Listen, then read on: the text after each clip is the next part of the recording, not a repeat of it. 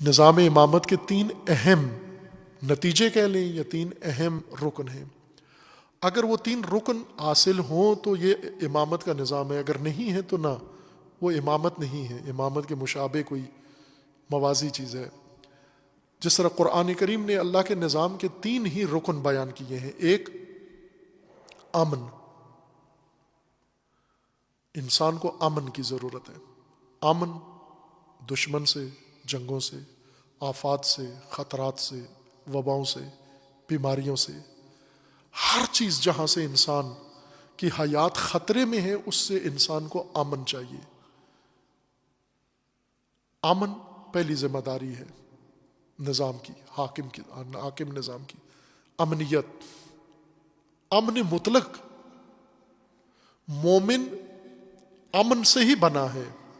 مومن یعنی جو امن میں ہو اور جو امن فراہم کرے، یہ دو خصوصیتیں ہیں مومن ہونے کے لیے. مومن جو خود امن میں آ گیا ہے، اپنے آپ کو محفوظ کر لیا ہے اور اب دوسروں کو امن فراہم کر رہا ہے، یہ مومن ہے. دوسرا، انصاف، عدالت، عدل، جس پر زمین و آسمان کا نظام قائم ہے. امن اور انصاف امامت کا تقاضا ہے، امامت کی خصوصیت ہے، عدل اور انصاف. اور تیسرا، فلاح. قرآن کریم میں نے کہ اولئک هم المفلحون، قد افلح المؤمنون. فلاح مومنوں کے لیے ہے. فلاح قرآن کریم کے نزدیک یہ خصوصیت ہے اللہ کے نظام کی، امامت کی خصوصیت فلاح ہے. فلاح یعنی جس میں مومن مفلح بھی ہو، مفلحون ہو مومنین، یعنی مومنین ایک تو امن میں ہو، مامون ہو، محفوظ ہو، مومن ہو، اور انصاف و عدالت ان کے اندر حکم فرما ہو، اور تیسرا رفاہ بھی ہو، ان کی تمام مادی ضروریات فراہم ہو، تمام ضروریات ان کی فراہم ہو. اگر کوئی خود نہیں کر سکتا، محنت نہیں کر سکتا، کسب و کار نہیں کر سکتا، معذور ہے، مجبور ہے، گدائی نہ کرے، گدائی ممنوع ہے. امامت کے نظام میں گدا پروری نہیں ہے، لنگر نظام نہیں ہے. یوں نہیں ہے کہ ان کا سرکار کی طرف سے لنگر شروع ہو جائے گا. یہ اسی طرح درآمد کے بغیر ہوں اور لنگر مفت میں آ کے صبح و شام کھاتے رہیں، نہ، بلکہ بیت المال سے ان کو اتنا ہی دیا جائے گا، بیت المال سے ان کو اتنا ہی دیا جائے گا جتنا روزگار والا تاجر کماتا ہے، تاکہ اس کی زندگی کی سطح بھی اسی کے برابر ہو. یہ عیال خدا ہو جائیں گے. کچھ لوگ ہیں جو خود کما سکتے ہیں، ان کے میاں، ان کے بیوی بچے ان کے عیال ہیں، اور جو کچھ بھی نہیں کر سکتے یہ عیال خدا ہیں، یہ اللہ کے عیال ہیں جن کا ضامن کفیل حاکم وقت ہوتا ہے. حاکم وقت کا مطلب یہ نہیں کہ 3 ٹائم کی روٹی انہیں لنگر بنا کے کھلائے، یعنی ان کی درآمد بیت المال سے لگا دے تاکہ یہ بھی معمول کی زندگی دوسروں کے ساتھ بسر کر سکے. رفا، کسی شخص کے پاس ضرورت زندگی میں سے کوئی چیز کم نہ ہو.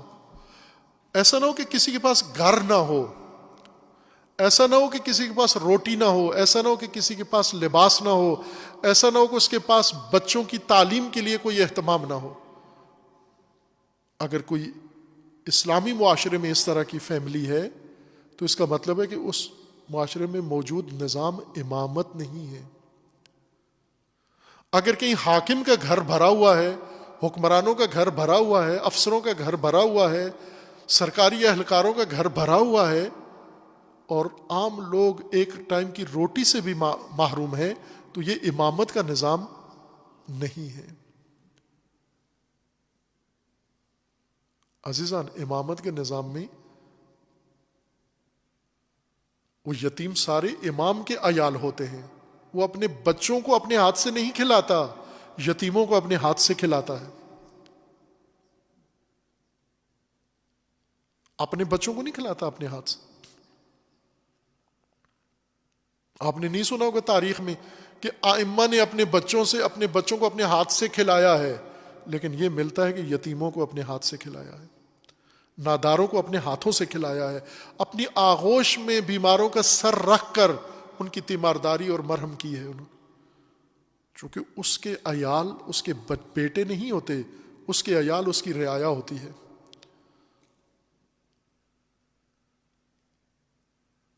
آج اس خوف کے ماحول میں، بھوک کے ماحول میں، ناامنی کے ماحول میں، جو اللہ نے امن کا نظام وضع کیا ہے، جو اللہ نے رفاہ کا، فلاح کا نظام بنایا ہے، جو اللہ نے عدل و انصاف کا نظام بنایا ہے، جس میں ذرا برابر ظلم نہ ہو، اس کی تھوڑی سی خواہش آج شب اظہار کر دیں، اللہ کی طرف سے قبول ہوتی ہے۔ ادنا سی بعض روایات کے اندر ہے نا کہ اگر دیکھا دیکھی ریا کے طور پر ہی کچھ استغاثہ منہ سے نکل گیا، وہ سمیع علیم ہے، وہ بھی سن لیتا ہے۔ وہ یہ نہیں کہتا کہ تو نے دل سے نہیں کہا میں نہیں سنتا، نا، زبان سے کہہ دیا ہے، سن لیتا ہے۔ اداکاری کرتے ہوئے بھی اگر انسان کے منہ سے یہ نکل جائے، ہم ہر چیز کرتے ہیں لیکن تقاضۂ امامت نہیں کرتے، جو رائے حل ہے عزیزان۔